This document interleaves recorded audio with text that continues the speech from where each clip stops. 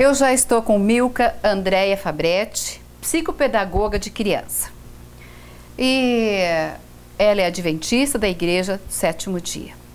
E vocês sabem muito bem que o pastor da Igreja Adventista esteve no nosso programa e ele falou sobre quebrando o silêncio, né? E falamos sobre pornografia. Isso é uma coisa, gente, olha, parece que eu sinto na carne, nos ossos, tudo dói, eu fico apavorada, isso me dá medo. Misericórdia, uma pessoa de sã consciência sabe do que eu estou falando. Fica apavorada só de pensar que um filho seu pode passar por isso. E eu estava comentando com a nossa psicopedagoga, Milka, a respeito de... Eu vi uma matéria no grande canal a respeito, uma mãe bonita, quem assistiu vai entender o que eu estou falando. Uma mãe bonitona, jovem, levando a filhinha de 6 anos de idade, a minha neta mais nova, a filhinha de 6 anos, a amiguinha também, praticamente da mesma idade, levando para um ricaço e uma pessoa importante, né, no meio, para ficar com eles. Para pensar, minha amiga, analise a situação. Uma menininha, praticamente um bebê de 6 anos. Eu fico apavorada, eu fico tão revoltada, eu não sei nem o que falar numa situação dessa. Tudo bem contigo, Milka? Tudo, graças a Deus. É um prazer muito grande você estar no programa Nossa Casa de hoje, o programa de família. Então, como a Igreja Adventista sempre faz, né, algum movimento, já fizeram um movimento a respeito da violência contra a mulher e também agora quebrando o silêncio e da pornografia, a triste realidade por trás da ilusão. E aconteceu a passeata também a respeito desse assunto, a exploração sexual projeta seus filhos contra esta prática ilegal. Então é muito triste a gente ter que falar sobre este assunto, né? Sério mesmo, eu gostaria de não poder falar sobre esse assunto, porque eu acho muito triste violência contra a criança, o idoso, tudo me deixa triste, e sobre os animaizinhos também. Isso me fere, me machuca, me deixa muito triste. A pornografia, quando a criança tem muito, né? Você como psicopedagoga, você se depara com muito, você só atende criança. Você atende algum caso assim? Ou já atendeu? Já apareceram alguns casos onde a gente consegue identificar por que a criança não está progredindo, por que ela não está aprendendo. E geralmente a mãe coloca, ela tem medo, na hora que você faz um diagnóstico com a criança, alguma coisa de errado está acontecendo com essa criança. Então, você precisa chegar de uma forma que ela coloque para você o que aconteceu, né? Que situação, porque você sabe que é um sigilo. A criança com medo de colocar para a mãe o que aconteceu com ela, ela guarda. E também acho que ela nem saberia se expressar direito. Os pais não sabem. Geralmente a criança é molestada, a criança é violada e os pais não estão sabendo, Tamires. Ai, que triste. Que falta de atenção dos pais. Por quê? Porque assim, o medo leva a criança a omitir algumas coisas. Mas o pai não percebe quando ela começa a ficar quietinha pelos cantos? Ela dá trabalho. Ela deve ficar rebelde? Fica rebelde. Ou algumas crianças, como você mesmo colocou, ela se fecha no mundo dela e aquela criança. Ou a criança que fica quietinha, não fala nada, é a criança que fica muito boazinha. A gente tem que prestar atenção também. Ou a criança que fica muito rebelde, né, quer atenção, porque através do ato que ela está fazendo, do comportamento, da atividade dela naquele momento, ela está tentando chamar a sua atenção. Então a gente precisa ficar atento. Então, esse trabalho da pornografia, esse quebrando o silêncio, é muito importante. A gente colocar para os pais, colocar para a sociedade, para a nossa comunidade e também para a nossa igreja, que isso não está muito distante de você, não está muito distante da minha pessoa. A gente precisa ficar atento, porque, Tamires, é aquilo que você sempre ouve aqui. Ah, na minha casa não acontece. Só acontece na casa do vizinho, né? Isso, é um reduto. Né? Eu tenho grade, eu tenho proteção, sabe? Eu estou atento, mas alguma coisa escapa. E a gente precisa ficar atento a isso. Porque você não consegue manter a criança num casulo. Isso. Ela vai sair, ela vai brincar, ela vai compartilhar alguma coisa. É onde que isso pode acontecer. Na minha idade, né? Na minha idade, eu lembro que nós brincávamos na rua. Eu também brincava na rua. Nós brincávamos na rua, mas assim, nós não tinha a internet, nós não tinha a televisão.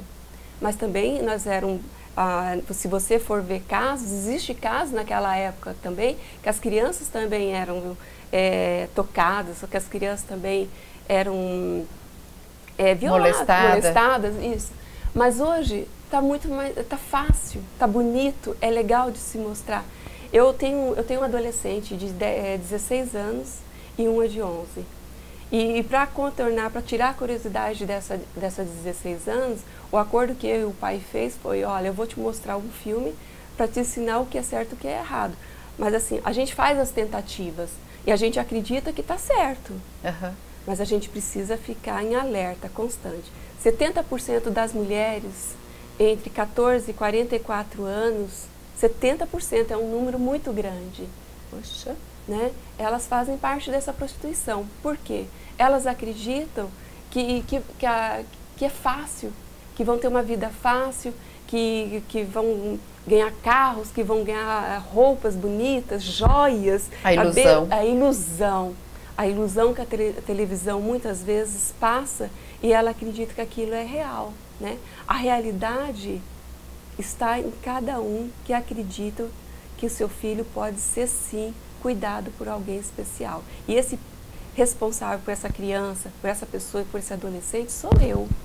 Então a gente precisa tomar muito cuidado. Porque tem esse negócio que você falou da internet, do celular. O que acontece hoje? As meninas colocam um topinho, um shortinho, né? Menina de 10, 11 anos, né? Fazendo biquinho ali, né? Fazendo um selfie, e daí espalha. Tudo isso eu falo, que tudo isso serve para chegar em um outro lugar muito desagradável. Alguém pode tirar bom proveito dessa foto. Por isso que nós temos que cuidar muito na internet que nós colocamos, né? Com certeza, é essencial. E os pais têm que abrir o olho a respeito disso. Que os pais sejam, eu estou falando uma frase repetida aqui, mas é essencial que a gente faça essa repetição. É essencial que eu tenha conhecimento, sim, do celular dessa minha filha de 16 anos, que você tenha conhecimento do o que ela está vendo na internet, no computador, até que horas ela pode ficar com esse celular ligado. Eu acredito muito nas regras. As regras, elas são importantes, as leis são importantes para um bom funcionamento no lar. Então, assim, a criança ela não pode ter toda a liberdade. A criança não gosta de toda a liberdade, porque ela fica vulnerável. Então, você precisa ficar de vigília. E ela tem que se sentir protegida. Exatamente, tem alguém que me protege, né? Protege. Então, assim, agora aquela queda de braço que você dá, brinca com a criança e você deixa ela ganhar. Se você deixa ela ganhar, ela vai acreditar que ela é forte, mas ela precisa daquela proteção, porque quando ela estiver em perigo, quem que ela vai procurar? Se ela não tiver confiança em você, ela vai procurar o mundo. E é dentro de casa que ela tem que retornar. Então, pornografia se começa em casa, Tamires. Em determinados filmes que a gente permite que nossos filhos assistem. A internet, os filmes pornô. A internet, que está com muita facilidade, né? Alguns pais falam que tem senha, mas as crianças acabam descobrindo. Então, a gente precisa da vigília. Também acho que a internet hoje está muito fácil. E como o pastor falou na entrevista, a internet, o computador no quarto, né? O pai e a mãe vão dormir, as crianças ficam com o computador no quarto e ali eles ficam horas e horas, entre madrugada dentro, vendo coisas que não deveriam ver, né? E os pais estão tranquilos. Eu sinceramente, eu acho que a criança não deveria ganhar um celular tão cedo. Acho que ela tinha que entender um pouco de toda a situação, entender um pouco da vida, dos perigos e depois ter. Mas a partir do momento que seja uma criança bem consciente. Mas qual é a graça, né? A graça é você esperar por algo especial. Olha, quando você tiver uma determinada idade, você vai receber o determinado Não é a mesma celular. coisa um carro? Não. O carro você ganha, né? A partir do momento que você completou 18 anos, você vai tirar carteira, você vai fazer autoescola, não é assim? Mas o que acontece? O adulto, para não ter trabalho, entrega o celular na mão de uma criança. E lá ela vai interagindo, vai brincando e vai descobrindo coisas. Crianças que são coisas delas que estão guardadas aqui com elas, né? Que não precisava descobrir naquela determinada idade. Tudo tem seu tempo. E a internet facilita isso. A internet vai tirando o desejo, a curiosidade, não tem mais graça. Então a gente precisa ficar atento ao comportamento do filho. Nós precisamos saber o que eles estão assistindo, com quem que eles estão saindo. Você comentando da reportagem, lembrei do que você está falando. Essa reportagem passou no Fantástico, né? Foi. Que um rapaz simulou, combinou com os pais que ele ia conseguir fazer uma interação com a filha na internet. E conseguiu. E conseguiu. E muito então, fácil. Muito fácil. Então a gente precisa conversar com os filhos, saber falar não. Eu sempre falo para os pais, não precisa ter dó em falar não para filho. Porque esse não é o que vai cuidar. Essa pena, coitadinho, esse coitadinho vai ter consequências amanhã. Então, saiba falar não na hora certa. O não e o sim existe para ser falado, exatamente, né? Agora, o interessante de tudo isso, Milka, é que muitos fatos desses acontecem dentro de casa, né? Com certeza, e com os mais próximos. Os mais próximos. E que geralmente a família nem imagina, nem desconfia. Com certeza. Porque é muito próximo, é tio, é um primo. É aquilo que eu volto a falar para você. Aquele amor, aquele carinho. Aquilo que eu volto a falar para você, Tamires. Mas os pais não estão percebendo como é uma pessoa muito próxima dentro de casa, com medo do que a mãe vai achar, com medo do que as pessoas em volta, que ele pertence àquele núcleo familiar, ela se cala. É bem isso mesmo. Ela se cala, por quê? Como você vai acreditar que um pai, um avô, um tio vai tocar numa criança de 6 anos, né? Como você colocou aqui, não é da família, mas é uma criança de 6 anos. Analisa. Não tem cabimento. Uma menininha magrinha, as duas magrinhas, sabe? Tão inocentes. E ser deixada por uma mãe. Permitiu, né? Aquela que tinha que proteger. E o mais triste em tudo isso, na mansão de um promotor. É triste, não é, gente? Olha, me arrepia só de lembrar da situação. É muito triste. Eu sempre falo que hoje em dia o pai e a mãe trabalham. O pai é normal trabalhar fora, né? Mas hoje a situação financeira, os dois trabalham fora, né? Então, pelo motivo dos pais ter que trabalharem fora, tanto o pai quanto a mãe, os filhos estudam de manhã, têm a tarde toda em casa livre, vão para frente do computador ou celular com os amiguinhos, vão para a rua. Então, eles têm uma certa liberdade. E muitos casais, infelizmente, eles não têm como pagar uma cuidadora para as crianças, né? Ter uma secretária do lar ou coisa parecida que preste atenção nas crianças. Então, nem todos podem pagar. É onde que a criança fica vulnerável e começa a acontecer as coisas. E como você falou, e muitas vezes acontecem coisas com elas, né? São tocadas, violadas, e elas começam a se guardar. Elas se fecham num casulo e ninguém sabe. Às vezes lá, por uma misericórdia de Deus mesmo, que acontece e que tem uma pista que a mãe vai e descobre, daí vai mais a fundo, foi o primo, né, foi o tio, como a gente já viu muito na TV. Exatamente. Então, é aquilo que a gente precisa colocar. Eu sempre falo, trabalhar é preciso. Hoje não tem como uma mulher se manter só dentro de casa. Nós precisamos colaborar com o esposo, né? Mas nós temos a responsabilidade de mãe e de pai, que eu coloco para você. Quando você tem a condição, quando você escolhe ter um filho, você tem que saber que você tem que cuidar. E quando você coloca essa criança vulnerável dentro de casa, você tem que estar em constante contato com essa criança. Porque ela é incapaz, né? Né? Então a gente precisa saber. É aquilo que eu sempre falo para os meus filhos, para as pessoas que trabalham comigo. Pergunta todos os dias, como foi seu dia hoje? Fica um momento sozinho com seu filho, faça alguma coisa diferente. Eu sei que as coisas estão difíceis, mas assim, não custa você dar uma volta de bicicleta em frente de casa. É um momento onde você tem um diálogo com a criança, é um momento... contato, né? É o olhar, é importante esse olhar, é importante esse toque.